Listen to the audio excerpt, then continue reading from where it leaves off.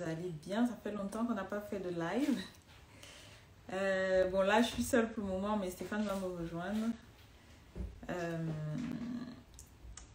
Donc, je vous laisse arriver. Connectez-vous. Dites-moi en attendant d'où vous êtes connectés. Comme ça, on verra un peu qui est là.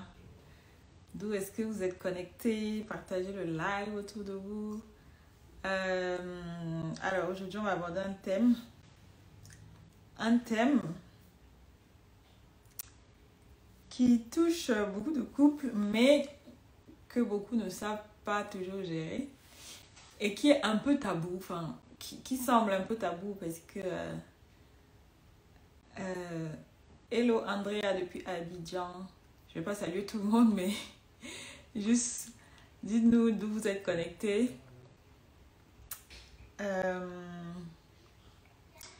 Donc voilà, je disais un thème qui touche beaucoup de couples, mais que beaucoup ne savent pas toujours gérer, ou alors qui peut sembler tabou parfois. Et ce sont les conflits. Avant de parler même des conflits, on va reposer la base de la base, qui est que, ok, bonjour de la Martinique. Il n'y a pas de personnes en France métropolitaine, entre Abidjan et la Martinique, on est content de vous avoir. Ou bien c'est que les personnes qui ne sont pas en France métropolitaine qui sont qui ont la pêche ce soir.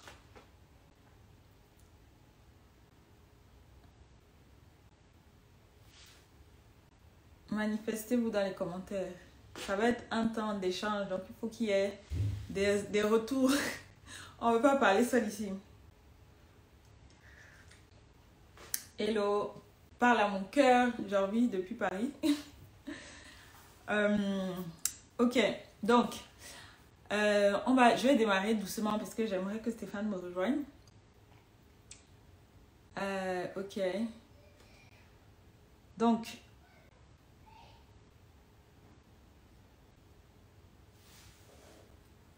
en fait, ça fait maintenant, je vais commencer par nous représenter. Peut-être qu'il y a des personnes qui nous ont rejoints en cours de route, qui nous ont jamais vus en live, qui ne connaissent pas vraiment qui on est, ce qu'on fait, etc. Pourquoi on est ici et pourquoi ils nous écoutent.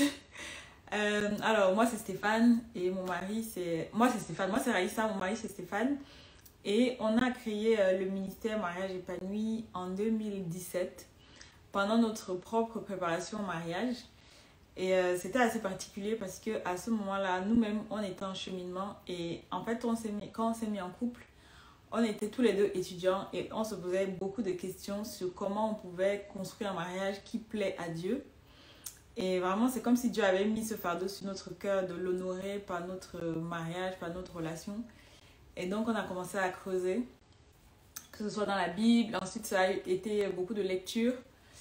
Et au bout de 3 ans de relation, puisqu'on a été en relation à distance pendant 3 ans, au bout de ces 3 ans, on a eu à cœur vraiment parce qu'on s'est rendu compte qu'on avait appris beaucoup de choses et que si on s'était marié sans avoir découvert toutes ces choses, ça aurait été très compliqué pour nous malgré tout l'amour qu'on se portait.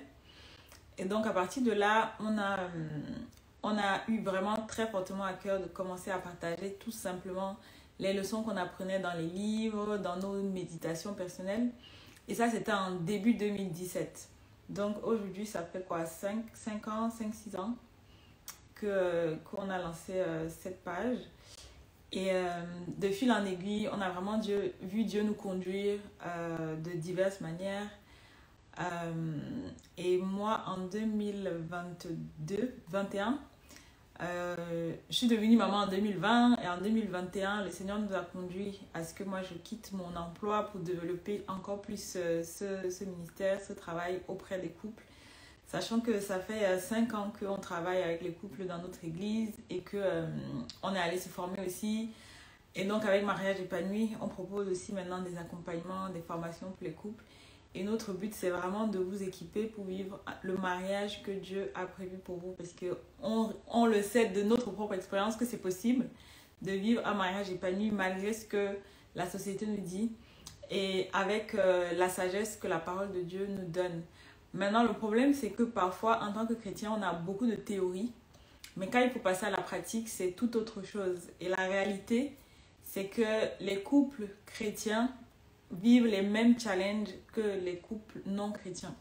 Parce qu'on a tous la même nature humaine et on est souvent confrontés aux mêmes problématiques. Maintenant, nous, en tant qu'enfants de Dieu, on a des ressources, on a le Saint-Esprit et tout ça, mais parfois le manque de connaissances et aussi le fait qu'on est pollué par la culture ambiante, notre vision du mariage, elle est polluée par... on est éduqué en fait par les films, par les réseaux sociaux, etc. Fait que on commence à construire nos mariages comme ceux qui ne connaissent pas Dieu. Et ça nous porte préjudice. Donc nous, vraiment, notre désir à travers Mariage épanoui, c'est d'encourager les couples chrétiens à poser des bases solides. Non seulement, oui, connaître la théorie de qu'est-ce que Dieu attend et tout ça, mais de pouvoir le vivre concrètement. Et c'est pour ça que tout ce qu'on propose, que ce soit nos programmes de formation ou d'accompagnement, sont vraiment axés de façon très pragmatique pour vous aider à vivre concrètement la volonté de Dieu pour votre couple.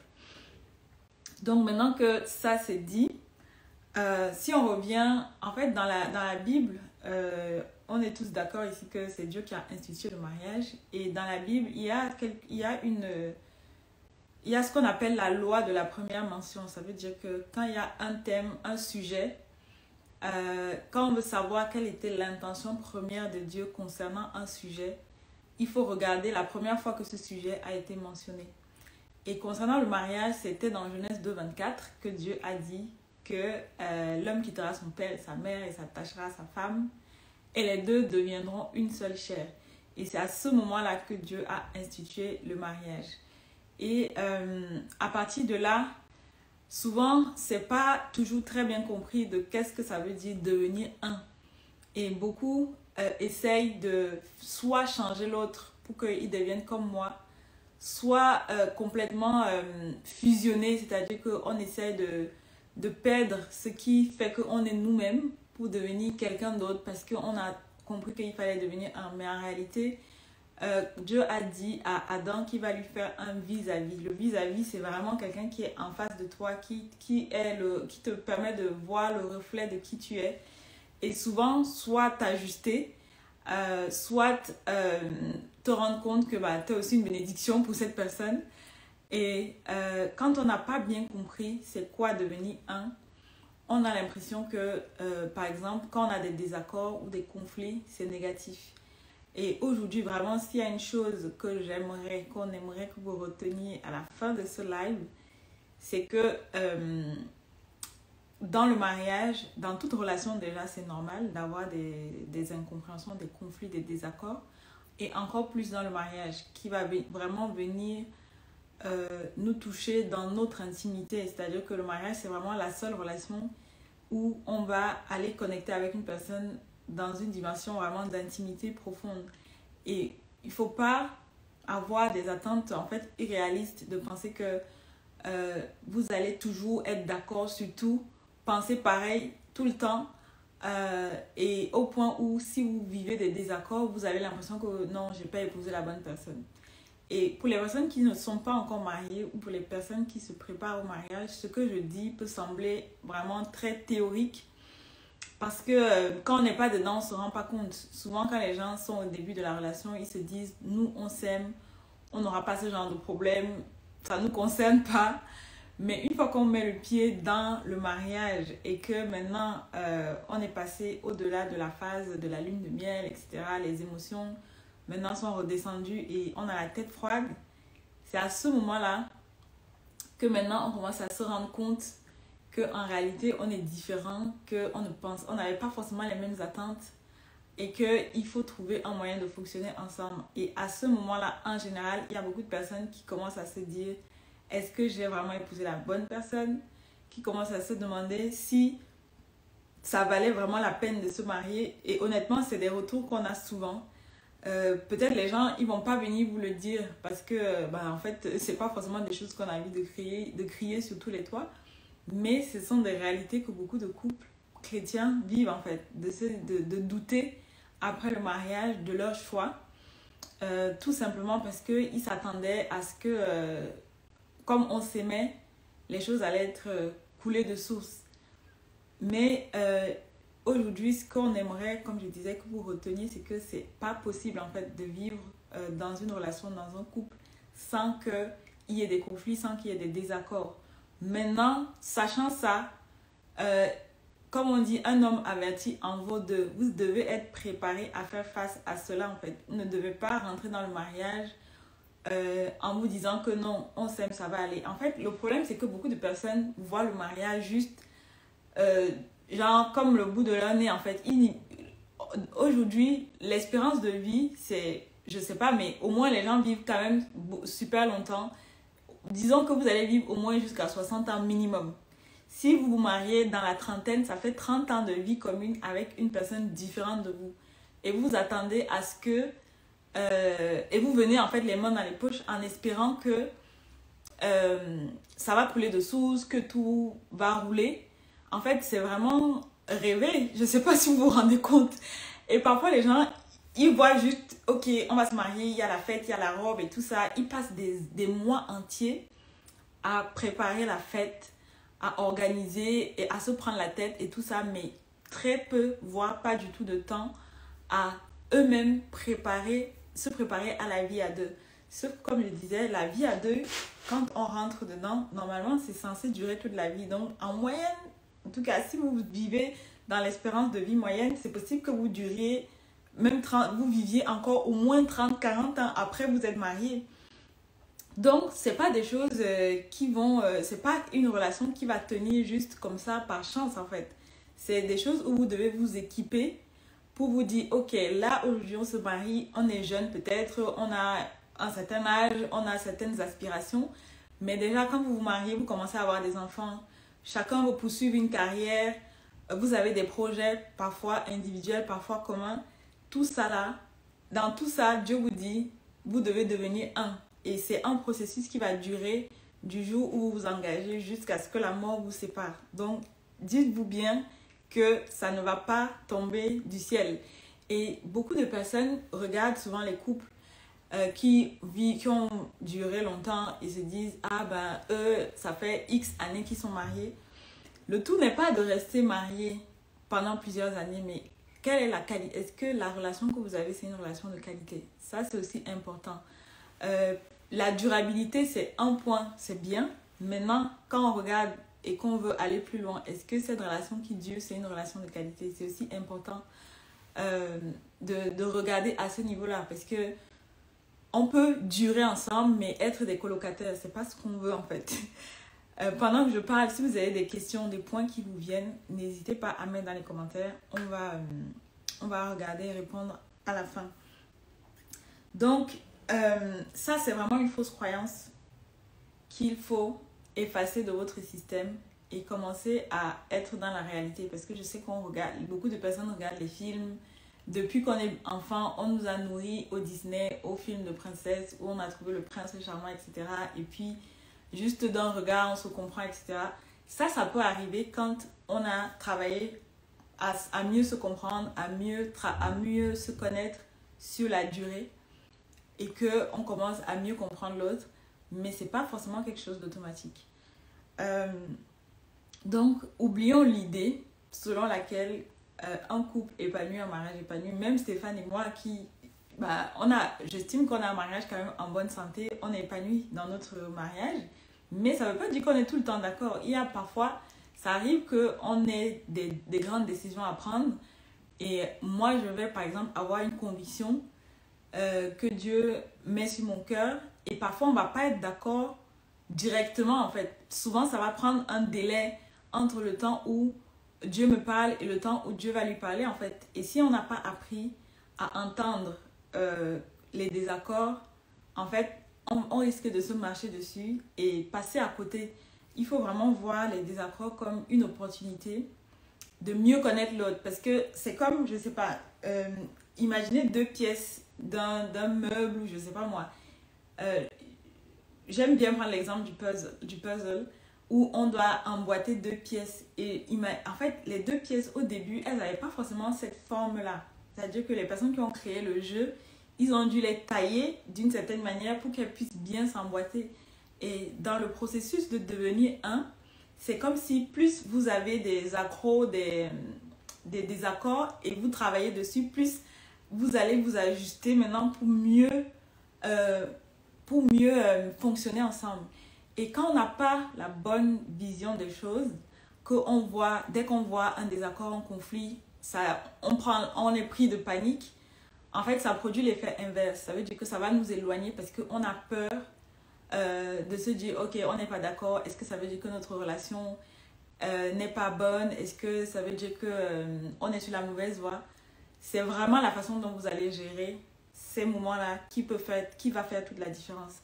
Et comme je disais au début, Dieu a dit à Adam au début, je vais te donner une aide semblable qui sera ton vis-à-vis. Et le vis-à-vis, ça veut littéralement dire front à front. Ça veut dire quelqu'un, comme la Bible dit, le fer aiguise le fer. Le but aussi dans le mariage, c'est de s'aiguiser mutuellement. Et si on n'est pas conscient de ça, quand les situations qui doivent nous permettre de nous aiguiser mutuellement, bien sûr dans l'amour, vont se présenter, eh ben on va les prendre comme des épreuves qui sont là pour nous diviser, pour nous détruire en fait. Donc c'est très important. Et maintenant, quand on parle de gérer les désaccords, c'est pas inné, on le dit souvent, c'est pas quelque chose d'inné, c'est quelque chose qui s'apprend.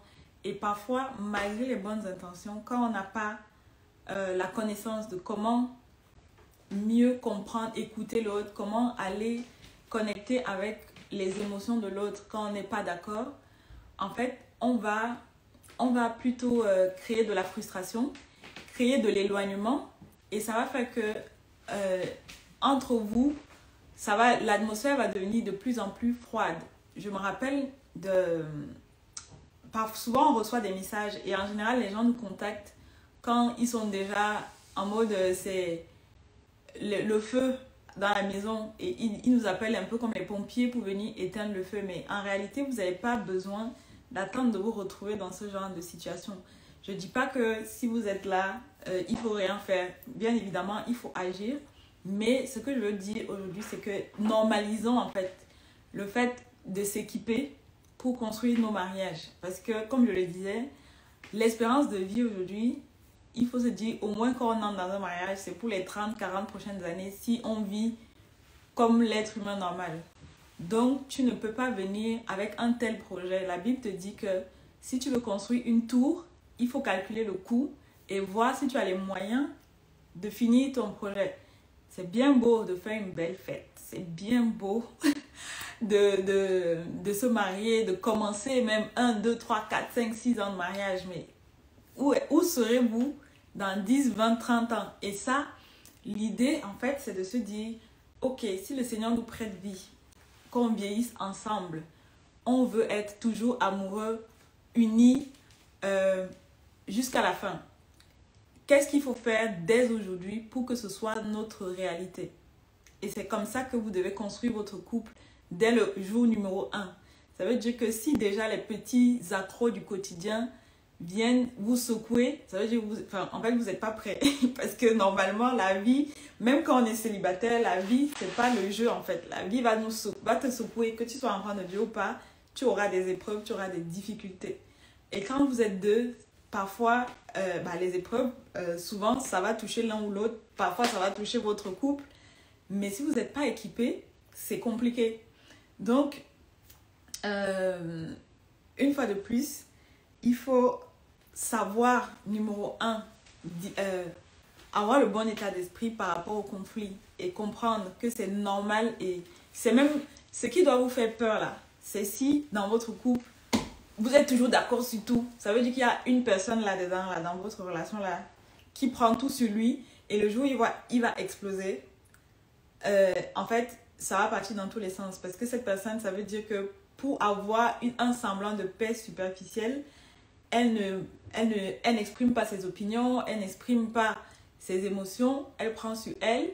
Et puis, le jour où elle en aura marre, en fait, ça va exploser totalement. Donc, ce qui doit vous faire peur, c'est pas les désaccords, c'est pas les conflits, c'est plutôt le fait que vous soyez tout le temps toujours d'accord sur tout et que vous n'ayez jamais de sujets sur lesquels vous n'êtes pas d'accord, que jamais l'un ne se sent frustré par l'autre. Ça veut dire que franchement, il y en a un au moins qui n'est pas lui-même dans la relation.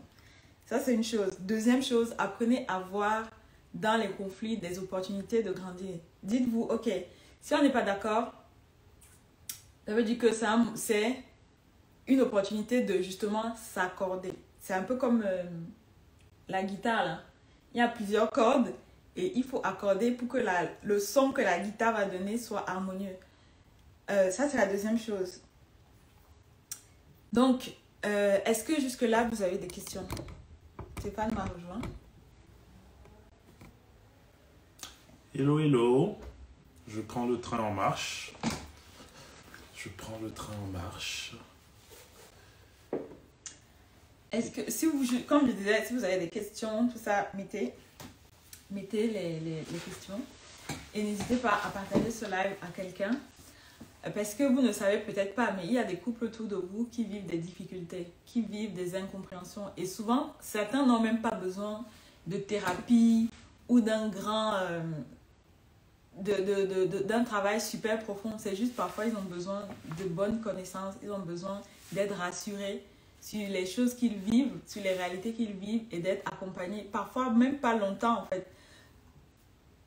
Parce que c'est juste que voilà, c'est pas une culture qu'on a eu de savoir normaliser certaines réalités du mariage. On voit, tout le monde montre son couple sur le meilleur jour et tu te dis, mais en fait, est-ce que eux aussi... Ils traversent des moments de désaccord comme nous. C'est ça en fait. Et tu as l'impression que si nous on vit ça, c'est qu'on n'est pas normaux, etc. Bon, il y a des choses quand même, oui, il faut se poser des questions, mais certains désaccords sont normaux et selon la saison dans laquelle vous êtes. Il y a par exemple des situations dans la vie de couple qui vont entraîner encore plus, demander encore plus de s'ajuster.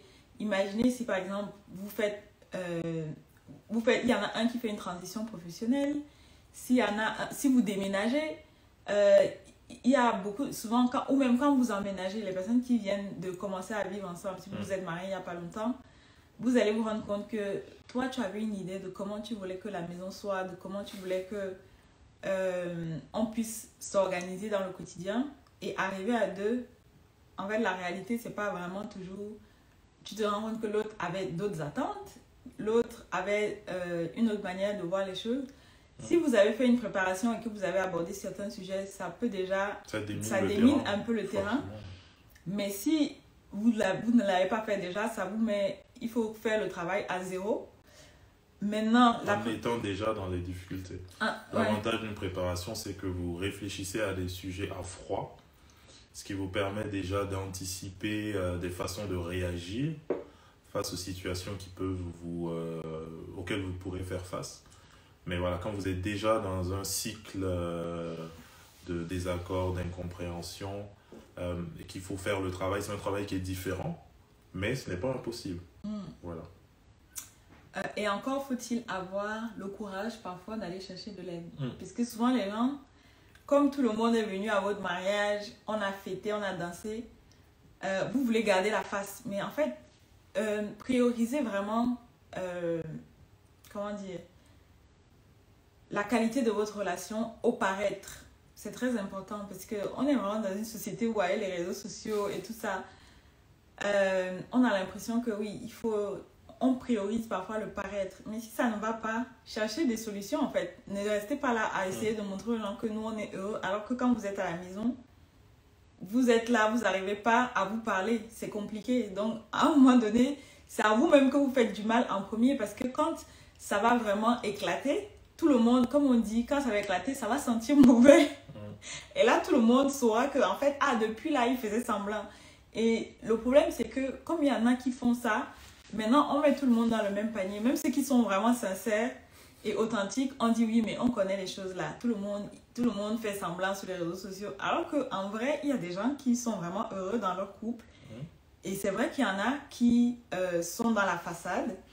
Mais vraiment, c'est très important de ne pas...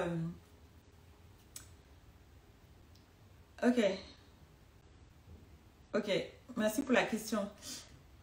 Parfois, voilà, vous êtes là, vous essayez de garder la face, mais au fond de vous, vous savez que c'est compliqué, l'atmosphère n'est pas bonne et vous essayez de marcher sur les œufs. Le problème, c'est que quand vous comportez comme ça, vous êtes en train d'accumuler et quand le problème devient encore plus dur, corsé, pour travailler dessus, ça demande encore plus d'efforts en fait. Et ok, il y a quelqu'un qui a demandé.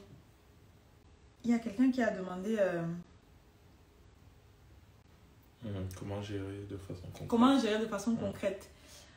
On va vous donner 3 clés qui peuvent vous aider.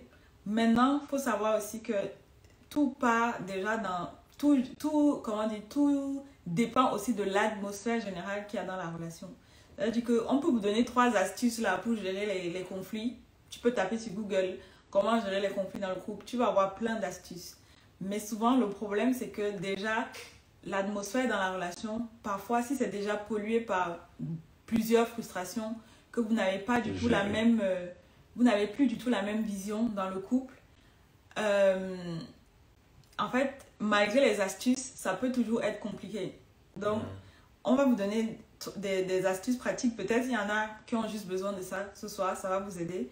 Maintenant, si vous sentez que vraiment, malgré les astuces, vous êtes abonné à toutes les pages de mariage sur Instagram, sur YouTube, vous regardez les émissions de MCI, tout ça, mais c'est toujours compliqué, ça veut dire que peut-être il faut aller un peu plus en profondeur.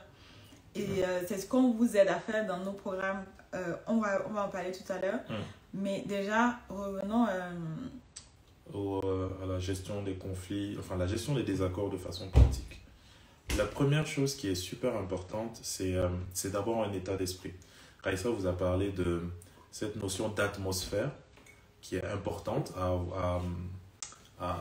dont il faut être conscient.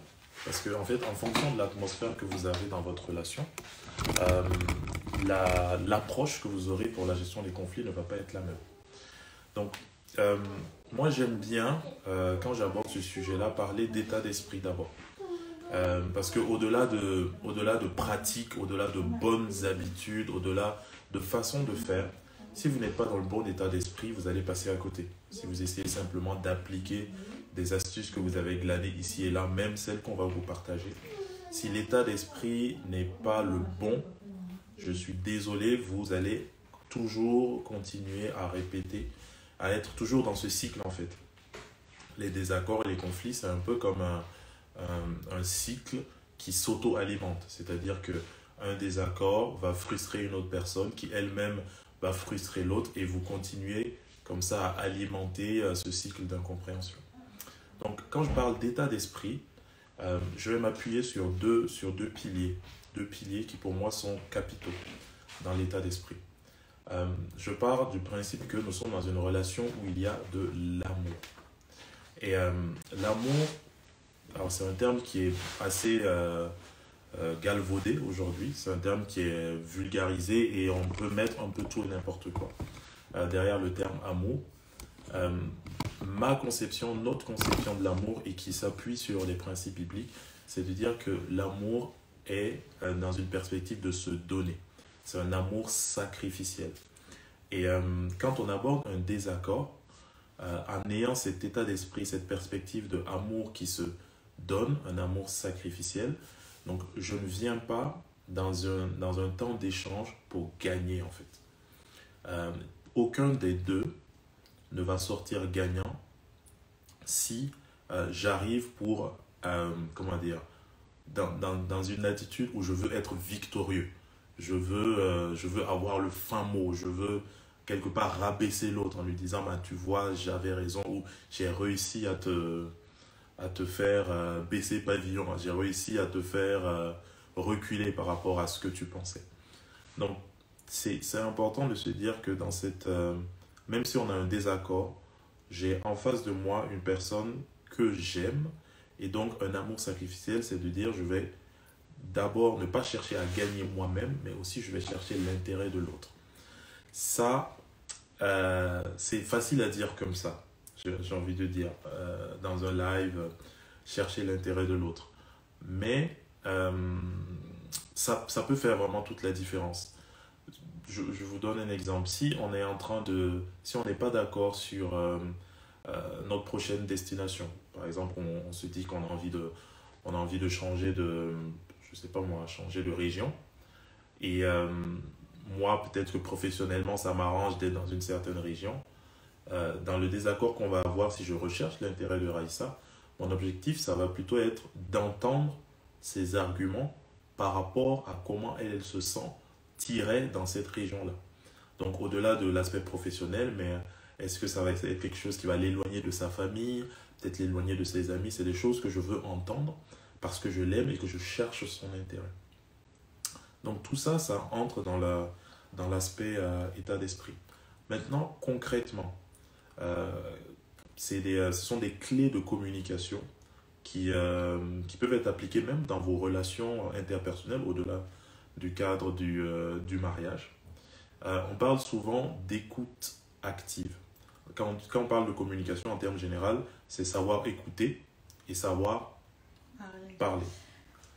Et même avant même de ça, comme tu disais, l'état d'esprit, peut-être, c'est que autre chose qu'il faut avoir à l'esprit, peut-être c'est une façon différente de dire ce que tu as déjà dit, c'est de dire qu'en fait, quand on communique, le but, c'est surtout de maintenir un lien avec l'autre, dans une relation du moins. Après, franchement, moi, je vais être honnête avec vous, hein, on prend en compte aussi le tempérament et tout ça. Je sais que c'est pas évident parce que parfois, il y a des tempéraments qui sont vraiment chauds où dès que tu reçois une frustration ou bien que voilà, tu es touché d'une certaine manière, tu as juste envie de réagir. Donc, soyons vrais ici, là. On sait que c'est pas évident. Mais par contre, là où c'est intéressant, c'est qu'il faut se connaître soi-même, déjà. Et il faut aussi connaître l'autre personne en face de toi. Quand vous êtes conscient de vos tempéraments et de vos différences de tempérament, il y a des choses que tu ne vas pas mettre sur le coup de la personne ne m'aime pas, par exemple. Tu vas savoir que, en fait, peut-être, oui, elle est bien intentionnée, mais à cause de son tempérament, elle lutte avec ses émotions et tout ça. C'est pas évident pour elle. Et tu vas peut-être, toi, si tu as un tempérament beaucoup plus calme, essayer de ramener la personne un peu à s'apaiser, en fait. Et c'est là où, comme on dit souvent, c'est là où prendre des bouts de conseils à gauche, à droite a des limites parce que vous ne pouvez pas avoir la vision globale. Mais on va quand même, comme tu voulais continuer, vas-y pour donner les clés. Je parlais d'écoute active. Alors, c'est une compétence de savoir écouter une personne sans l'interrompre. Parfois, on a la mauvaise habitude d'écouter en ayant d'abord en tête ce qu'on va répondre. Donc au final, on n'écoute plus vraiment l'autre. Et ça nous arrive tous en vrai. Parfois, dans le discours de l'autre, on capte un mot, on capte une phrase sur laquelle on veut se raccrocher pour répondre. Et au final, tout ce qu'elle peut dire après, tout ce qu'elle peut donner comme argument, on ne l'écoute plus.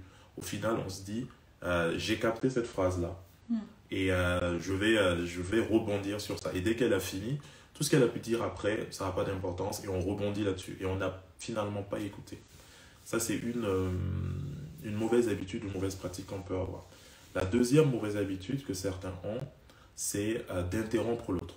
C'est-à-dire qu'elle est dans son argumentaire, elle est en train d'expliquer quelque chose, plutôt que d'être vraiment présent dans le moment en essayant d'entendre jusqu'au bout ce qu'elle avait à dire. On coupe l'autre peut-être dans le flot de sa pensée et on commence tout de suite à expliquer, justifier et au final, celui qui avait commencé à s'exprimer en fonction de son tempérament, comme elle a dit, la personne peut être bloquée. Vous savez, des personnes comme ça, quand elles sont coupées dans leur explication, elles n'ont plus envie de s'exprimer. Et au final, vous n'arriverez pas à régler le conflit parce qu'il y en a une qui a gardé quelque chose en elle parce que bloquée, parce que coupée. Donc, l'une des premières clés, c'est vraiment cette capacité, cette compétence pour écouter. Et c'est quelque chose qui se travaille. Dans nos programmes, on propose des exercices qui vous permettent de vraiment pratiquer cette compétence-là. Si vous ne l'avez pas, vous avez des personnes qui ont naturellement des facilités à écouter. Donc peut-être que ce conseil-là, pour vous direz, moi, ça ne me concerne pas. Mais pour d'autres, vous voyez très bien de quoi je veux parler. vous aujourd'hui, c'est vraiment un défi. Et donc, il y a des exercices qui permettent, que ce soit individuellement ou en couple, de prendre le temps d'écouter vraiment ce que l'autre a à dire. Et ça, pour le coup, c'est des exercices qu'on propose dans les programmes qu'on a, notamment le programme Havre de paix. Et l'idée, comme je le disais tout à l'heure, c'est d'abord de... Qu'est-ce qu'il y a? Alors, l'idée, c'est d'abord de comprendre, en fait, avant de commencer à rentrer dans les techniques, les exercices, ce qu'on vous aide à faire, c'est de mieux vous connaître. OK? Vas-y. L'idée, au début, c'est pas forcément de tout de suite. Et c'est là où, justement, comme on disait, c'est là où ça, comment dire, il y a une limite au fait de souvent collecter des conseils à gauche, à droite, parce que vous n'allez pas avoir une vision d'ensemble.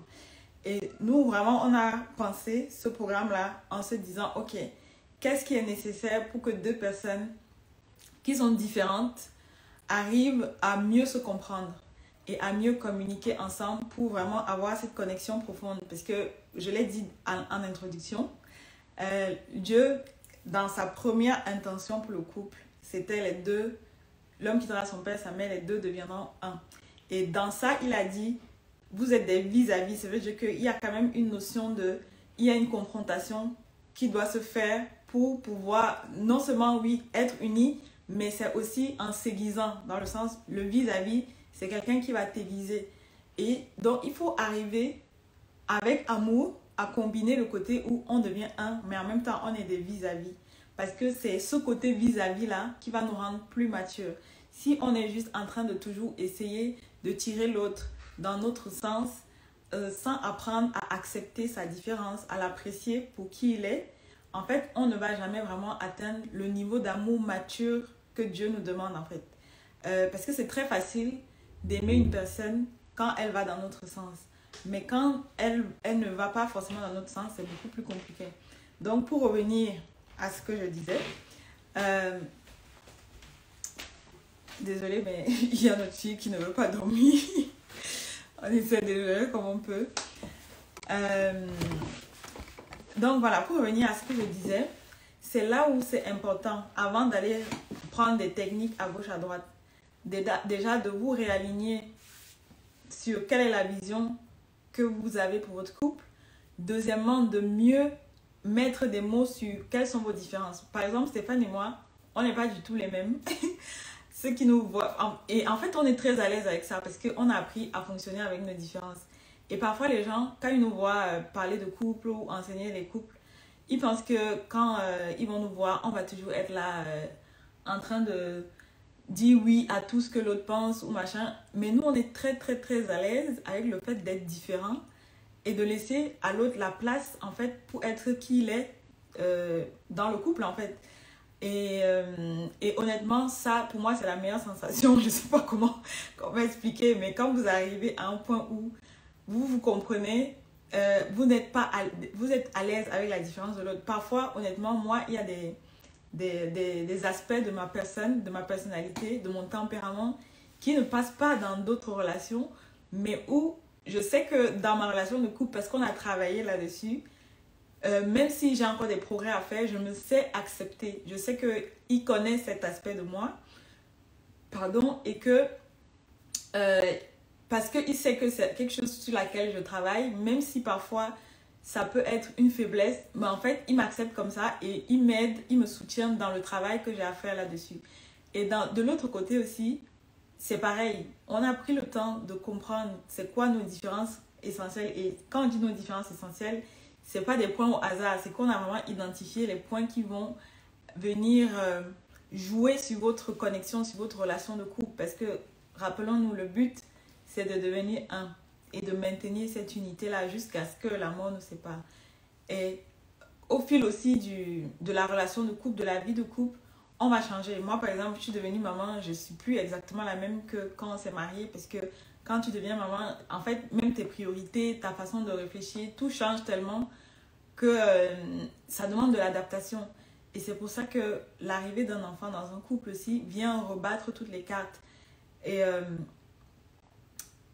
si vous n'aviez pas déjà instauré ce climat de savoir communiquer, savoir comprendre, accepter les émotions, la différence de l'autre, entendre ses ressentis et les valider même si on n'est pas d'accord, parce que ça c'est quelque chose qu'on enseigne. En fait, vous allez voir qu'il y a énormément de choses qui viennent grignoter petit à petit dans la connexion que vous êtes censé avoir, au point où à un moment vous devenez totalement des étrangers et il n'y a que du ressentiment, il n'y a que de la frustration. Et c'est vraiment, comme on dit, comme la vie de couple, c'est sur la durée, c'est vraiment petit à petit en fait. C'est pas forcément des choses qui arrivent d'un coup, mais c'est des choses qui, lorsqu'on laisse couler, on laisse le temps faire, petit à petit ça grignote et puis un jour vous vous rendez juste compte qu'en fait j'ai l'impression qu'on se comprend plus. J'ai l'impression que vraiment ce n'est plus... Le courant ne passe plus. Ouais, le courant ne passe plus. Alors j'ai vu qu'il y avait une question qui était passée. Est-ce qu'il ne faudrait pas plutôt utiliser la boîte à questions? Ce serait plus simple. Comment communiquer à son partenaire qu'il n'écoute pas pour comprendre, mais qu'il répond et mener à la dispute? Ça, tu l'as dit tout à l'heure, mais c'est des exercices qu'on donne dans notre formation Havre de paix, où on va vous aider à apprendre concrètement à laisser l'espace à l'autre. Et c'est un exercice hyper pratique. C'est pas un truc théorique, là, on va t'expliquer. Non, c'est vraiment, on vous explique concrètement avec les étapes. Au début, ça peut paraître très scolaire, mais comme on est en train d'instaurer une nouvelle manière de fonctionner, l'idée c'est... développer une compétence, c'est comme quand on est à l'école, hein. On développe une nouvelle compétence, et donc au début, on n'a pas les réflexes, mais plus on le travaille, comme un muscle, plus on le travaille, et plus ça devient un réflexe. Au final, nous aujourd'hui, c'est les différentes étapes qu'on parcourt dans la formation, on ne les suit pas de façon scolaire, mais vu que c'est rentré dans notre mode de fonctionnement, au final, on s'en rend même plus compte qu'on suit ces étapes-là. Mais voilà, il faut passer par cet apprentissage. Et dans l'autre sens, en fait, là, ce que tu dis, c'est vraiment l'émotion qui est derrière, c'est le sentiment de ne pas être entendu. Et ça, c'est une des plus grosses frustrations que les gens ont dans les couples. C'est que justement, quand tu as le sentiment de ne pas être entendu, compris ou accepté, ça, c'est les trois sentiments qui créent le plus de distance, en fait, dans les relations.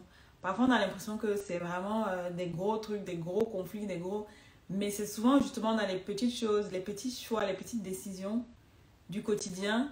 Quand je ne me sens pas compris, je ne me sens pas acceptée pour qui je suis, même si oui, je reconnais au fond de moi que j'ai des progrès à faire, j'ai d'abord besoin de sentir que tu m'acceptes et que tu m'apprécies de façon générale pour qui je suis. Et ensuite, derrière, oui, je peux mettre les efforts pour devenir une meilleure personne, parce que je comprends que peut-être il y a des attitudes que j'ai aujourd'hui qui peuvent te blesser ou autre. Et ça, c'est le travail de toute une vie. Donc, si vous attendez que l'autre devienne parfait, qu'il ait tout compris, que tout marche parfaitement avant de l'aimer et de l'apprécier, en fait, vous n'allez jamais y arriver. Maintenant, voilà. Donc là, on va vraiment vous donner des exercices précis pour développer ça. Et aussi des exercices précis pour mieux gérer vos émotions. Parce que ça, on le disait tout à l'heure, c'est que il faut aussi être honnête. Et j'ai vu deux commentaires là d'ailleurs qui parlaient de ça, du fait que parfois tu sais très bien ce qu'il faut faire, mais dès que tu es dans la situation, quand il faut mettre en pratique, c'est autre chose. Et souvent c'est ça, c'est que quand on est... C'est là où il y a une différence entre essayer de soi-même trouver des solutions et se faire accompagner par des personnes dont c'est le métier. Et aujourd'hui, nous, on ne se positionne pas juste comme des gens qui sont mariés, qui vous partagent leur expérience. C'est qu'on a vraiment cette compétence de pouvoir vous former, vous donner des clés. Parfois, on peut partager notre expérience pour illustrer, mais on n'enseigne pas notre expérience. On partage des clés, des principes, des compétences, des outils qui vont vous aider de façon très concrète à avoir un peu une boîte à outils. Tu veux parler? Non, juste pour rebondir sur la question de Maria, l'un des aspects qu'on partage aussi dans nos programmes, c'est la différence entre les hommes et les femmes. Et c'est important de comprendre et de connaître ces différences-là parce que l'une des frustrations qu'on peut avoir aussi, c'est de se dire, je ne sais pas pourquoi il réagit comme ça vis-à-vis de moi. Et typiquement, ce schéma que tu as partagé, c'est un schéma qu'on retrouve chez beaucoup d'hommes. On ne va pas mettre tous les hommes dans la même boîte, mais c'est un schéma qui est courant, qui est commun, qui explique simplement que ces messieurs, nous, les hommes, parfois, on est plus dans la recherche de solutions que dans l'écoute empathique. Et déjà, le fait d'en être conscient, toi, en tant que femme, ça te permet déjà de te dire, bon, ok, je n'ai pas épousé quelqu'un de bizarre, entre guillemets. Et s'il y a un homme dans ce live qui reprend ce genre de remarques, c'est important d'être conscient déjà que c'est une façon de raisonner qui est assez masculine dans la façon de faire. Maintenant, une fois qu'on en est conscient, c'est comme toujours, hein, il faut d'abord reconnaître, comme un docteur, il faut d'abord reconnaître le mal pour pouvoir le soigner. Ça demandera beaucoup plus d'efforts en général. Donc, une fois de plus, ça demandera beaucoup plus d'efforts à un homme. Donc, de développer ce muscle, d'avoir de l'écoute empathique. Pas juste écouter pour répondre. Donc, c'est ça hein, que je mets derrière écoute empathique. Pas écouter pour répondre et donner des solutions, mais écouter pour recevoir ce que l'autre veut nous partager de son émotion et de valider quelque part ce qu'elle ressent. Ça ne veut pas dire, une fois de plus, qu'on est d'accord ou qu'on comprend tout de ce qu'elle partage, mais simplement de lui dire que je suis avec toi dans ce que tu me partages, quitte à ce que dans un second temps, je puisse apporter ma vision de la chose. Donc, c'est aussi important de comprendre les différences entre les hommes et les femmes, et c'est un des chapitres assez clés dans les programmes, que ce soit de préparation au mariage ou même des jeunes couples. Ok, donc là, on a mis un peu l'accent sur les désaccords dans la communication, mais en réalité, les désaccords touchent tous les domaines.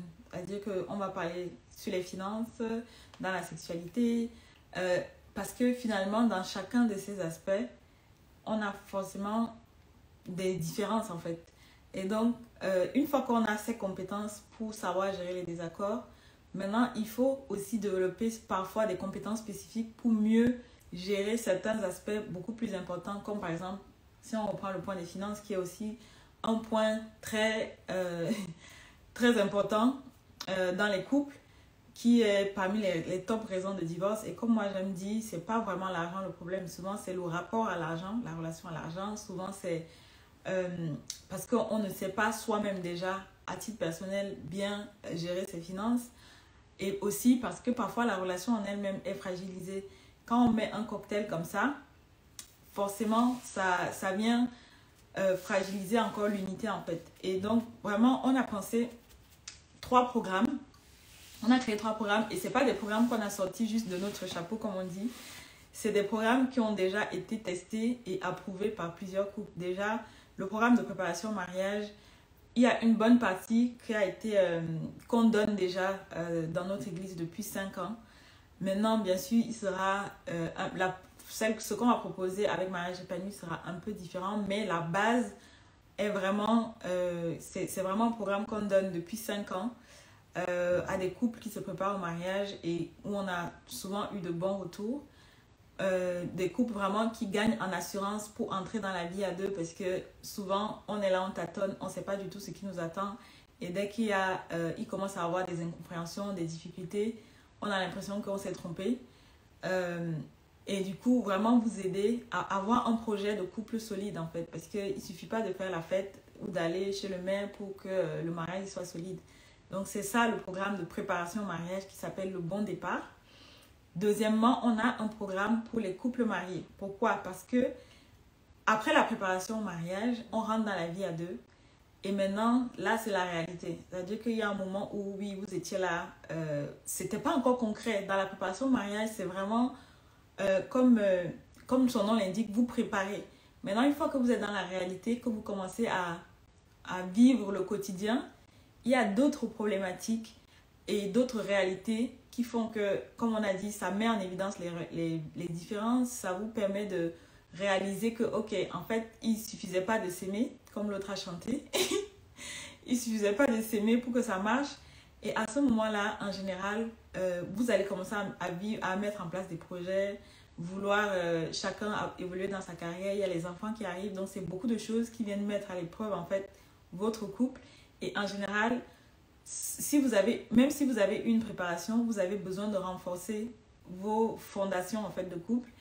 Et si vous n'avez pas eu de préparation, encore plus.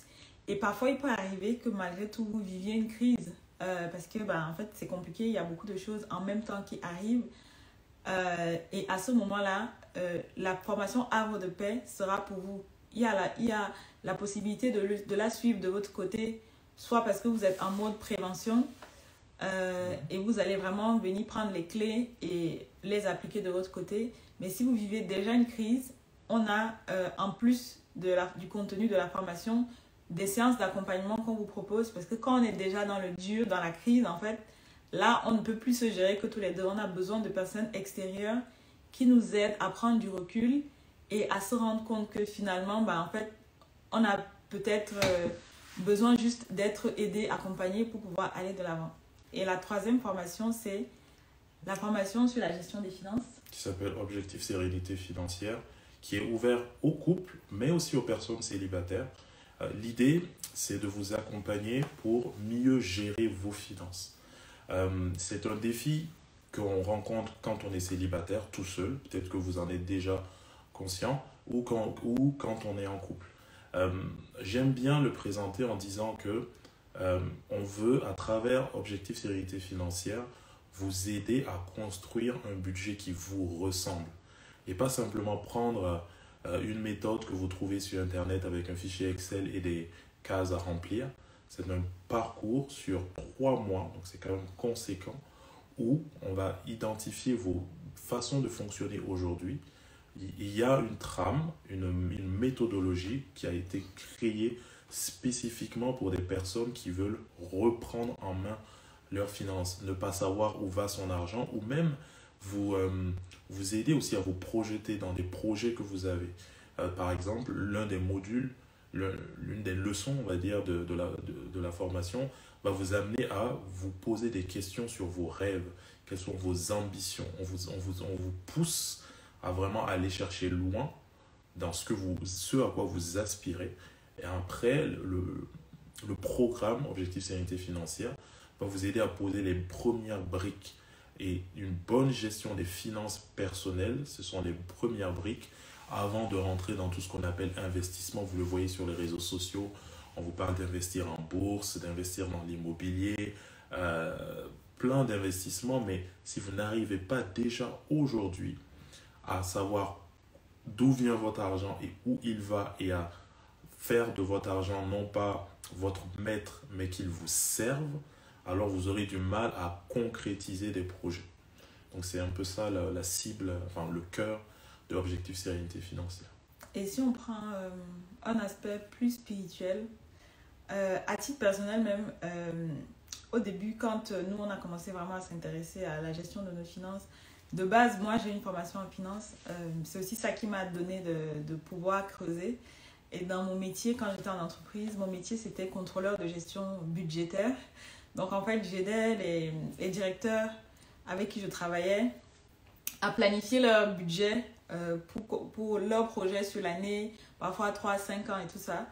Et donc, c'est vraiment des principes qui sont appliqués même dans les entreprises. Ça veut dire qu'en fait, on ne réussit pas des projets ou une vie. Si vous considérez votre vie comme une entreprise, vous devez avoir un département finance qui est bien géré pour maintenant aller concrétiser la vision que Dieu vous a donnée en fait. Et je me suis rendu compte que, par exemple, dans notre couple, quand le Seigneur nous a vraiment convaincus qu'il fallait que je quitte mon travail, je pense que si on n'avait pas une bonne gestion de nos finances, j'aurais dit non, Seigneur, pardon, je ne suis pas prête. C'est vrai que oui, Dieu nous donne la foi, il nous donne la sagesse, c'est lui qui pourvoit, mais disons-nous la vérité, hein, si on n'avait pas développé ces manières de faire, de fonctionner avec nos finances en couple, ça allait être très compliqué parce que quand vous êtes sous pression financièrement, ça rajoute encore un stress dans votre relation.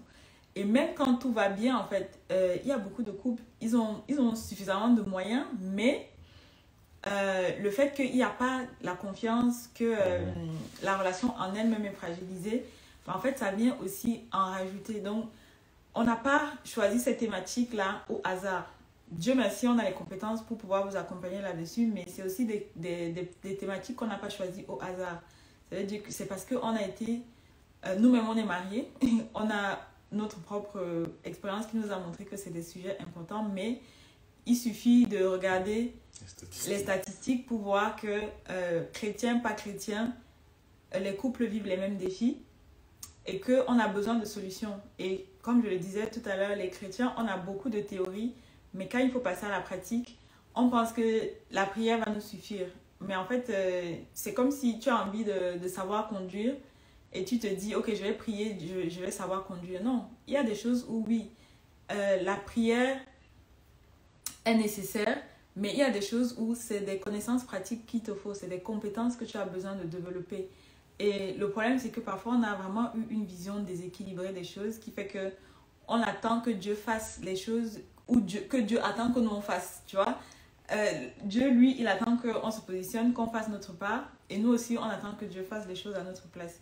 Moi, je suis, comme je le dis toujours, tous les deux, on est pour la prière. On prie nous-mêmes. Moi, je prie pour les gens, j'encourage les gens à prier. Mais après, je suis aussi pour le fait d'être dans le concret. Parce que, par exemple, quand tu lis la Bible, tu vas voir que même... tu prends l'exemple de Joseph, par exemple. Dieu lui a donné des actions pratiques à poser, en fait. Quand il était en Égypte, il gérait la richesse de l'Égypte, Dieu lui a donné des actions concrètes à poser. Il lui a pas juste dit prie et je vais appuyer un bouton et comme ça tout va bien se passer. C'est-à-dire qu'on a besoin de trouver cet équilibre où on vient chercher la sagesse de Dieu parce qu'il y a des situations où le but c'est pas d'avoir tellement de connaissances qu'on n'a plus besoin de Dieu. Aucun niveau d'études, de diplôme, de connaissances va nous éviter d'avoir besoin de Dieu. Maintenant aussi, être enfant de Dieu, prier, ne peut pas nous éviter, ne nous dédouane pas de faire notre part, ok?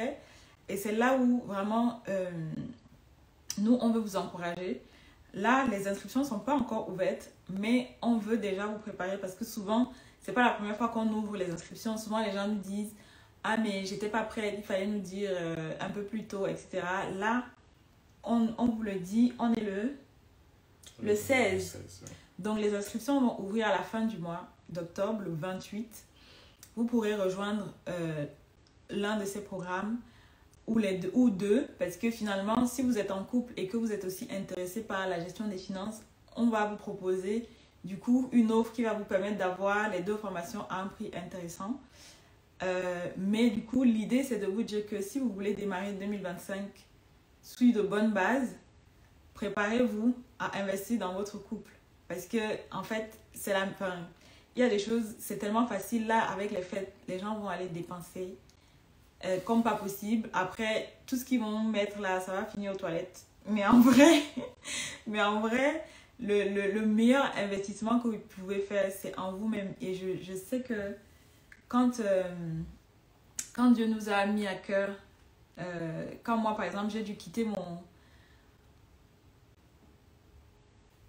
Merci pour les encouragements. Quand moi, j'ai dû quitter mon emploi pour me lancer dans l'entrepreneuriat, je me souviens, honnêtement, je ne connaissais rien à l'entrepreneuriat, en fait. J'ai dû investir énormément pour me former, pour comprendre comment fonctionne le marketing, la vente, la création de contenu. Parce qu'avant, on le faisait vraiment parce que c'était quelque chose...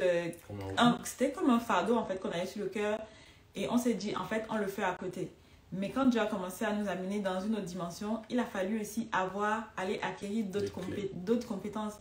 Et l'argent que j'aurais pu prendre pour acheter des sacs de marque, des chaussures ou des sapes, en fait, je l'ai mis dans énormément de formations. Si je vous dis le montant que j'ai investi dans des formations ces dernières années, je pense qu'il y en a beaucoup. C'est le prix d'une école de commerce, en fait, quand je regarde. Le prix de la scolarité en école de commerce. Et c'est des formations que moi-même, je suis allée investir parce que je me suis rendu compte que il y avait des domaines où il me manquait certaines choses. Oui, Dieu m'a donné cette vision, Dieu m'a donné cet appel, mais comme il dit, il nous donne aussi la responsabilité de fructifier, d'être de bons intendants. Et honnêtement, c'est à nous aussi, à un moment donné, de prendre notre responsabilité, de faire notre part. Parfois, les gens nous disent, oui, mais vous avez reçu gratuitement, donné gratuitement. Ça me fait rire. Je me souviens, le débat que tu as eu, je vais te laisser peut-être parler de ça. Pas besoin de polémiquer là-dessus. L'idée ici, c'est de vous dire que c'est un investissement.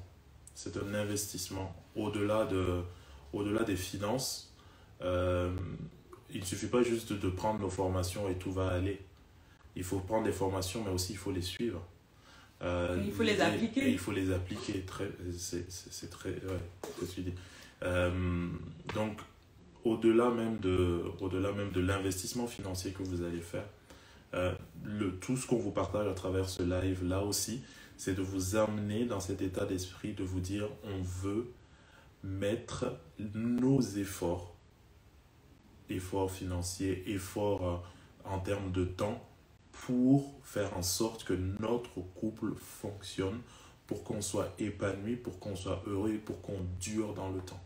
Donc oui, ça nous a demandé, nous, un investissement. Dieu a pourvu, et pas juste sur la partie entrepreneuriale, mais aussi sur les compétences de ce qu'on vous apporte, notamment en termes de l'aspect psychologique, de comment fonctionne le cerveau humain, comment fonctionne la personnalité. Tout ça, ce sont des choses qui ne se basent pas simplement sur notre expérience. Et certains aussi nous ont parfois interpellés en disant vous avez combien d'années de mariage comment ça se fait que vous traitez ces sujets-là? On est très à l'aise, nous, avec le nombre d'années de mariage, le nombre d'années de relation qu'on a avec Raïssa, parce qu'on sait que notre valeur ne se base pas sur notre expérience. Notre plus-value ne se base pas simplement sur ce qu'on vit, nous. Ce qu'on a appris, ce qu'on a acquis nous bénit nous-mêmes déjà aujourd'hui. On a déjà vu ce qu'on a acquis et partagé à d'autres ce que ça leur a fait. C'est pour ça qu'on est très à l'aise, droit dans nos bottes, pour vous proposer des formations, des contenus qui ont porté du fruit dans la vie d'autres personnes et qui, nous le croyons, peuvent apporter de la plus-value vraiment dans vos relations. Ouais. Pendant que tu parlais, j'avais une autre pensée qui me venait, mais qui est partie. Je n'ai pas écrit. Mais en tout cas, n'hésitez pas si vous avez des questions sur les formations.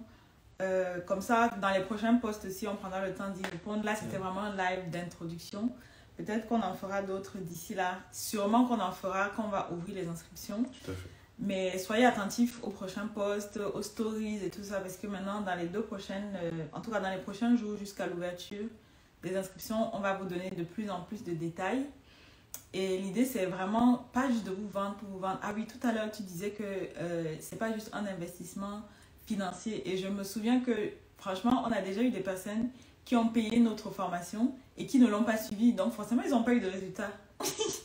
Donc, les gens, ils viennent, ils pensent que comme ils ont payé la formation, ça suffit. Mais non, en fait, si vous venez, vous payez la formation, il va falloir aussi la suivre et appliquer ce qu'on vous enseigne dedans, en fait. Parce que si tu viens, c'est comme si tu vas au restaurant, on te sert, tu ne manges pas et tu t'attends à être rassasié. Donc, à un moment donné, il faut être cohérent. C'est sûr que ce n'est pas évident. Et c'est d'ailleurs pour ça que, par exemple, sur la formation finance, il y a un coaching avec. Parce que je sais que la gestion des finances, ce n'est pas juste des chiffres ou juste de la connaissance. C'est beaucoup dans le comportement, dans les attitudes, dans les habitudes. Et quand on rentre déjà dans ce domaine-là, ce n'est pas juste une question de bonne volonté. C'est aussi beaucoup d'état d'esprit, de mindset, comme on dit. Et donc, c'est pour ça qu'en plus de la formation préenregistrée qui existe déjà, il y a des séances de coaching qui sont incluses. Et ce n'est que comme ça que je vois vraiment les gens avoir des résultats. Parce que j'ai testé.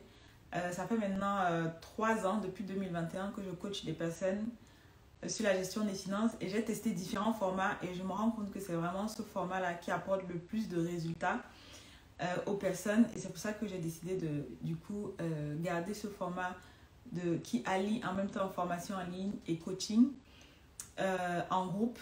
Et pour les personnes qui ont besoin d'accompagnement plus privé, c'est des séances en plus que vous pouvez prendre.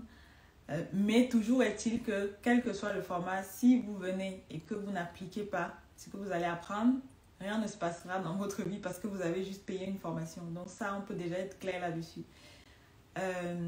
Maintenant,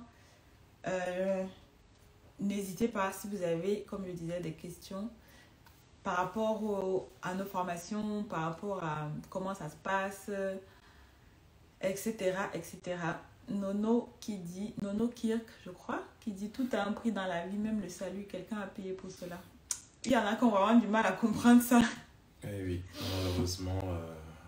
Mais c'est une question d'éducation aussi. Et c'est pour ça qu'on prend le temps, nous, de faire de la pédagogie, d'expliquer et aussi d'être très à l'aise pour dire que si vous n'êtes pas prêt à investir par rapport au prix, par exemple, qui est fixé, fine, c'est vraiment ok, il n'y a pas de souci. C'est aussi une question de priorité. De priorité, voilà. Certains seront prêts à investir des milliers d'euros dans leurs vacances, soit. D'autres accepteront peut-être de faire des vacances un peu moins onéreuses pour travailler sur leurs finances. C'est une question de priorité. Et c'est à vous de décider. Et puis, souvent, ce qu'on oublie, je pense que c'est vraiment aussi le fait que, voilà, on est bombardé par la publicité. C'est beaucoup plus facile de sortir son argent pour payer des choses physiques, quoi, que d'investir dans des choses, des programmes qui vont nous aider à s'améliorer et tout ça. Mais en réalité, quand vous travaillez sur vous-même, sur votre relation, quand vous investissez dans votre couple, vous investissez pour plusieurs années et même ça n'a pas un impact que sur vous, mais même sur vos enfants, parce que quand vous êtes un couple en bonne santé, forcément vous créez une atmosphère où les enfants aussi se sentent bien, se développent bien et tout ça. Et en plus de faciliter eux-mêmes à leur tour de construire des relations épanouissantes. Oui. Ça ne fait pas tout, mais ça aide. Clair là-dessus, mais ça aide. Et donc voilà. Alors, pour les tarifs, est-ce qu'on pourrait les avoir sur votre plateforme, s'il vous plaît? Oui, vous aurez les tarifs quand on va vous donner les tarifs. Parce que bon, ça ne sert à rien de donner un tarif si vous ne savez pas ce qui sera inclus dans le tarif. On va vous donner le tarif et vous n'allez pas forcément savoir ce qui est inclus. Quand on va ouvrir les inscriptions, vous aurez 10 jours pour vous décider. Mais ce que je peux vous dire, c'est que aussi, les formations pour les couples, que ce soit la préparation au mariage ou Havre de paix, en plus des modules que nous-mêmes on fait, vous aurez 6 masterclass en plus qui ont été faites lors d'un sommet qu'on a organisé en 2022 avec des intervenants extérieurs comme le couple Jérémy et Annabelle Sourdril, le couple Lifa et Emma Bombélé, le couple pastoral de notre église, Christian et Justine Robichaud. Non, Christian n'était pas là, c'est que Justine qui était là. Il y a aussi le pasteur Didier Biava, qui est le pasteur qui nous a accompagnés dans notre propre préparation au mariage. Il y avait Elodie Gaillard aussi, qui avait fait une masterclass. Il y avait un panel avec Richard et Armel de Soyez des Hommes. Comment elle s'appelle? Marie Zola, qui était à mon événement pour les femmes que j'ai organisé dernièrement. En fait, c'est vraiment 6 masterclass avec des couples aussi expérimentés qui apportent chacun un angle de vue différent. En plus du parcours qu'on vous donne, ça va vraiment être des contenus en plus qui vont vous aider à avoir des clés supplémentaires. Et dans les formations se déroulent sur un espace en ligne de formation où vous avez la possibilité de poser des questions, où nous on peut répondre également. Là, on est en train de réfléchir à ce qu'on peut mettre en place. On n'en parle pas encore parce que c'est pas encore officiel, mais on essaye en tout cas d'améliorer l'expérience parce que c'est une formation, la formation, comme on a dit, pour le contenu et les résultats, on sait déjà que c'est des choses qui apportent des résultats parce qu'on a testé sur d'autres couples, on a eu de bons retours. Jusque-là, en fait, honnêtement, personne n'a suivi aucune de nos formations de façon sérieuse et nous a dit c'est nul, ça ne m'a pas aidé. Jamais, c'est jamais arrivé. que ce soit la formation sur les finances, la préparation au mariage ou Havre de paix, c'est pas des formations généralistes où on va vous parler de tous les sujets sur le mariage. C'est des formations qui ciblent vraiment une problématique et vous aident à les résoudre. Et donc, à partir de là, si vous venez et que vous avez les problématiques en question ou que vous voulez prévenir, parce qu'on a aussi des cas de couples, par exemple, qui nous ont dit, en fait, nous, on n'a pas de problème vraiment particulier, mais on veut être équipés pour mieux se comprendre, pour mieux gérer les conflits, pour mieux communiquer. Et honnêtement, je trouve que c'est la meilleure démarche parce que quand c'est déjà chaud, là, vous n'avez plus besoin que d'une formation que vous allez suivre derrière votre écran, vous avez besoin d'un accompagnement en plus. Donc, prévenir vaut toujours mieux que guérir. Ça, c'est une chose.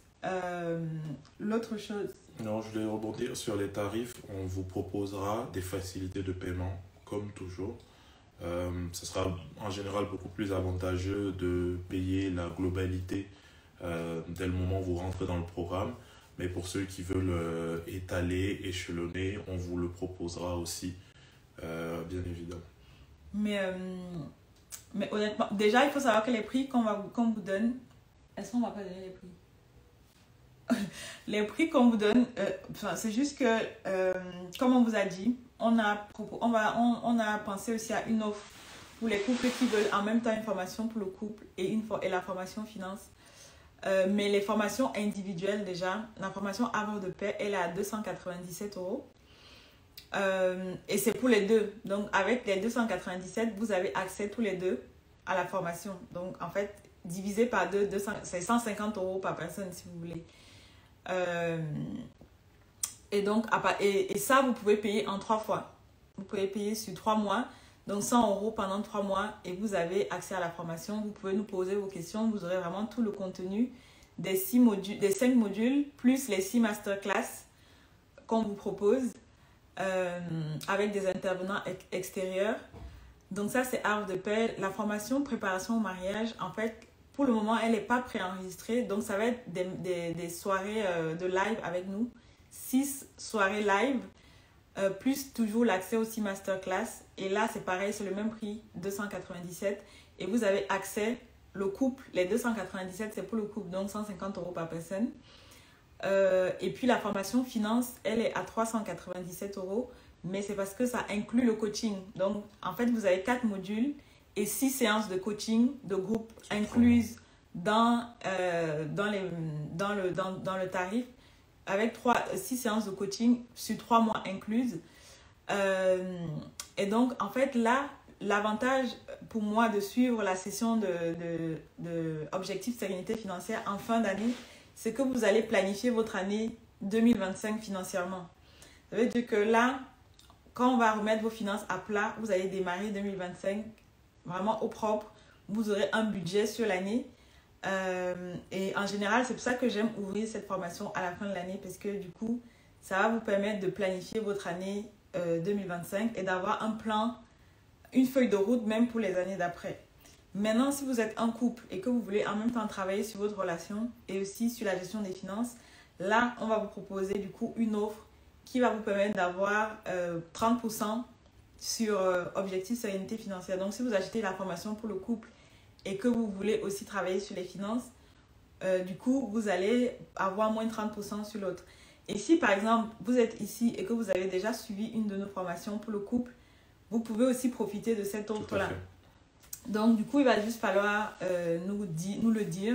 Je pense qu'on va recontacter nos anciens clients de toute façon pour leur en parler. Mais on vous donne déjà les informations parce que par expérience, une fois de plus, souvent les gens nous disent « Oh, on n'était pas au courant, il fallait nous dire depuis. » Donc là, on vous laisse les informations. On va vous donner encore plus de détails au fur et à mesure. Mais honnêtement, ce n'est pas énorme. Pour ce que c'est et pour ce que ça va vous apporter, c'est un investissement que vous faites dans votre couple, non pas seulement pour vous, mais aussi pour vos enfants. Et en tout cas, nous, on espère vraiment qu'il y a des gens qui vont saisir l'opportunité pour faire la différence et vraiment qu'on est fatigué de voir des couples parfois souffrir pour des choses qui peuvent être résolues avec pas grand-chose en fait. Ça, c'est vraiment, je pense pour moi, c'est la plus grosse frustration. Mais comme tu peux pas aider des gens qui estiment ne pas avoir besoin d'aide, bah, tu les regardes quoi. Parce que, comme je dis, nous-mêmes, ça nous est arrivé. On n'a pas fait énormément non plus de conférences, mais on a fait une seule conférence de couple dans notre vie. Et ça a fait une grosse différence. C'était la conférence de EMCI. Et d'ailleurs, même, on avait vraiment reçu aussi beaucoup de paroles d'encouragement par rapport à notre appel. À l'époque, on était dans notre première année de mariage. Et je crois qu'après cette conférence-là, on est vraiment aussi rentré dans notre appel. Puisque c'est la même année qu'on a commencé à faire la préparation au mariage à l'église. Ensuite, on a démarré notre chaîne YouTube. Enfin bref, c'était vraiment... beaucoup de choses se sont mises en place. Donc, sachez vous mettre dans des endroits qui vont vous aider à arriver là où vous voulez être, en fait. Je crois qu'il y a une dernière question, je regarde. Ah, tu as un peu répondu. Ok, Marina, tu veux répondre? Préciser. Tu veux répondre, comme j'ai déjà beaucoup parlé. Alors, la formation, je vais partir de l'objectif sérénité financière. Je vais commencer avec le bon départ. Donc, le bon départ, la formation qui s'adresse aux couples fiancés qui se préparent au mariage, en tout cas. Donc, les 6 lives, c'est un groupe. Donc, on va tous se retrouver sur 6 sessions de live. On se retrouve tous ensemble. On crée une communauté. L'objectif aussi, c'est qu'à travers les questions, les interrogations d'autres couples, vous puissiez vous-même être enrichi. On a déjà eu ce genre de remarques où quelqu'un se disait « Ah ben, j'avais pas pensé à ça en fait ». Ou alors, par rapport à une question qui a été posée par une autre personne, je me suis dit « Ok, il n'y a pas que moi qui me posais la question. Et la réponse vient m'enrichir ». Donc, on crée un petit espace. C'est pour ça qu'on fonctionne sur un système de cohorte, de groupe. On n'ouvre pas tout le temps le programme. Donc, on les ouvre à des moments précis de l'année où on prend les groupes et on vous accompagne sur ces 6 lives. 6 lives tous les 15 jours. Voilà, donc ça c'est pour le bon départ. La partie objectif sérénité financière pour la gestion des finances, vous avez une partie de la formation qui est déjà enregistrée, d'accord? Donc vous pouvez regarder en autonomie et vous avez des sessions de coaching. Donc la formation elle est sur 3 mois. Combien de sessions de coaching? 6. Donc 6 sessions de coaching. Donc vous avez la partie préenregistrée. D'accord? Vous la suivez en autonomie. Les sessions de coaching, on se retrouve à un moment précis, prévu dans l'agenda, avec d'autres personnes de notre cohorte qui suivent la formation en même temps. Où on va revenir sur les questions, on va travailler concrètement sur les éléments partagés dans la formation. Et en fait, les sessions de coaching, parce que bon, c'est moi qui les anime jusque-là, les sessions de coaching pour Objectif Sérénité Financière, en fait, on commence toujours par revisionner les vidéos, la vidéo du module avant de démarrer, parce que parfois les gens ils regardent pas forcément les vidéos. Donc on commence par visionner la vidéo et ensuite je vous accompagne pour commencer à implémenter les choses. Et une fois que ça c'est fait, comme vous avez déjà démarré le travail, en fait entre les sessions vous avez juste à continuer de votre côté. Donc mon but vraiment à travers ça, c'est de m'assurer que vous passez à l'action. Je veux pas les gens qui viennent acheter mes formations et qui laissent ça au fond du tiroir. Je veux voir les gens vivre des transformations. Donc c'est pour ça que ça me tient vraiment à cœur d'être là et de vous accompagner, de vous pousser à passer à l'action. Et quand vous avez un créneau qui est réservé pour travailler dessus, que vous vous connectez avec d'autres personnes qui font la même chose, en fait ça vous encourage. Et si vous vous connectez et que vous voyez que ah oui, à chaque fois c'est moi qui n'ai jamais fait les exercices, à un moment donné vous allez vous sentir mal et vous allez vous rattraper. Ça m'est arrivé déjà, c'est pour ça que je dis ça. Et après, c'est pour votre bien, quoi.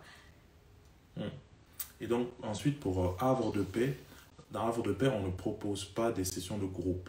Parce que, par expérience, voilà, c'est une formation qu'on a déjà testée dans différentes formules. Les couples ne sont pas toujours disposés à aborder leurs difficultés en groupe à ce moment précis de leur relation. Par contre, donc la formation est préenregistrée, vous pouvez la suivre, vous pouvez poser des questions. Donc on est là, Raïssa et moi, pour répondre à vos questions. Et comme elle l'a dit, si vous êtes dans une situation de crise, ce qu'on vous recommande, c'est en plus du programme Havre de Paix, de prendre des sessions vraiment où on va échanger, Raïssa et moi et vous. Ça, c'est des sessions en plus. Mais hormis cela, une fois que vous entrez dans le programme Havre de Paix, vous suivez les modules en autonomie, ça se suit très bien et on est là pour répondre à vos questions durant tout le déroulement. Ouais, ok. On va prendre une dernière question parce qu'il est 23h. Mais comme je disais, les inscriptions ne sont pas encore ouvertes. Donc là, on vous donne les infos. Mais quand on va ouvrir les inscriptions, d'ici à là, on va continuer à vous partager les informations. Mais c'est déjà pour que ceux qui sont intéressés puissent se préparer. Aurore qui demande comment intégrer le groupe des bâtisseuses. Il faut t'inscrire sur la liste d'attente puisque en fait les bâtisseuses je n'ouvre pas tout le temps. En fait à la base j'avais prévu de n'ouvrir que aux personnes qui étaient à l'événement de lancement et après j'ai eu beaucoup de demandes de personnes qui étaient intéressées et j'avais dit inscrivez-vous sur la liste d'attente, je vais ouvrir mais que aux personnes en liste d'attente. Et donc là j'ai ouvert fin septembre et il y a des femmes qui ont rejoint et du coup là je suis en train de les accueillir. Et je teste en fait le fait d'ouvrir à d'autres personnes qui n'étaient pas là pour voir comment ça se passe avant de pouvoir rouvrir à d'autres personnes. Donc, si tu es intéressé, va sur mon profil Épouse épanouie avec Dieu. Tu vas voir le lien dans la bio. Tu cliques dessus et tu mets ton nom dans la liste d'attente. Et comme ça, quand je vais rouvrir, tu vas être informé et tu pourras t'inscrire. En priorité. Parce qu'en fait, le collectif des bâtisseuses, ce n'est pas sur abonnement, mais par contre, je mets une condition pour trier quand même, parce que je ne veux pas que tous les passants viennent. Je suis désolée du terme, mais je veux vraiment des personnes motivées et des personnes qui veulent s'engager. Et donc, c'est pour ça que je mets des conditions. Donc, vous verrez quand j'ouvre les inscriptions, vous allez lire quelles sont les conditions. Et à ce moment, si ça vous parle, vous pourrez rejoindre. Mais juste pour le moment, inscris-toi. Mais je pense que je ne vais pas rouvrir avant l'année prochaine. 2025, ouais. Mais au moins, mets-toi dans la liste d'attente. Et quand je vais rouvrir, tu seras parmi les premières personnes à être informées. Parce que là, du coup, sur la fin d'année, on va se concentrer sur les formations de mariage épanoui. Et comme ça prend quand même beaucoup d'énergie, je ne peux pas ouvrir le collectif en même temps à côté. Donc, c'est pour ça. Voilà. Donc les amis, pour ce soir, on va vous le laisser, mais n'hésitez pas, envoyez-nous des messages, commentez les posts qu'on va mettre. Si vous avez des questions, écrivez-nous en privé. On est disponible, n'hésitez pas, n'ayez pas peur. Ça nous fait très plaisir de pouvoir répondre à vos questions, vous accompagner. C'est pour ça qu'on est sur les réseaux sociaux, parce que sinon on ne serait pas ici. Si je vous dis la vérité. Si ce n'était pas ça, on ne serait pas sur les réseaux sociaux. Mais du coup, n'hésitez vraiment pas. C'est moi qui réponds aux messages. Quand je vois des messages, j'essaie de répondre en tout cas. Et puis, comme je disais, on va continuer à vous partager les infos. S'il y a des sujets en particulier que vous aimeriez qu'on aborde, allez suivre aussi la chaîne YouTube parce qu'on met beaucoup de contenu. On a mis pas mal de contenu depuis cet été. Allez suivre la chaîne YouTube, regardez les vidéos, partagez-nous vos avis, vos questions. Ça va nous aider aussi à mieux vous aider. Parce que, en fait, nous, en même temps, on a le service à l'extérieur, mais on sert aussi dans notre église. Donc, souvent, on sait les problématiques que les gens rencontrent parce que on côtoie déjà des vraies personnes qui vivent ce genre de problèmes. Mais on est là, on est ensemble. Donc, voilà. Ok.